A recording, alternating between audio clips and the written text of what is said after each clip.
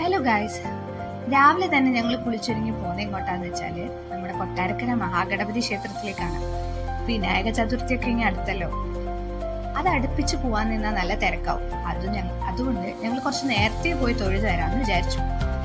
ഞങ്ങൾ പോയ ദിവസം വേറൊരു പ്രത്യേകത കൂടി ഉണ്ടായിരുന്നു. വിനായക ചതുർത്ഥിയുടെ ഫസ്റ്റ് ഡേയുടെ ഒരു ഒരുക്കങ്ങളും കാര്യങ്ങളും ഒക്കെ തുടങ്ങിയിരുന്നു ഓൾറെഡി. അപ്പൊ അതുകൊണ്ട് അതൊക്കെ കാണാൻ പറ്റി. ഈ മണ്ഡപത്തിലാട്ടോ വായനയും സപ്താഹം പോലെയൊക്കെ നടക്കുന്നത്. പിന്നെ അവിടുന്ന് ഞങ്ങള് കറുകമാല മേടിച്ചു. ഇവിടുത്തെ മെയിൻ അട്രാക്ഷൻ ഇവിടുത്തെ ഉണ്ണിയപ്പാട്ടോ. അതിനു വേണ്ടി കൂടിയിട്ടാണ് ഇവിടെ വരാനൊരു എക്സൈറ്റ്മെന്റ്.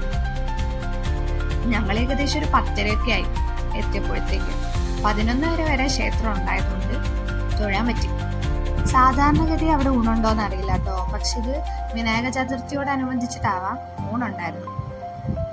നല്ല പടച്ചോറും തൈരും മാങ്ങാച്ചാറും ചമ്മന്തിയൊക്കെ ആയിട്ട് അത്രയും ചൂടത്ത് വിശന്ന് കുഴഞ്ഞു നിൽക്കുമ്പോൾ ആ ചോറ് കിട്ടുമ്പോഴുള്ളൊരു നിറവുണ്ട്. പിന്നെ കുറച്ചു നേരം അവിടെ ഇരുന്നു. ശീവേലിയും അതേസമയം നടക്കുന്നുണ്ടായിരുന്നു.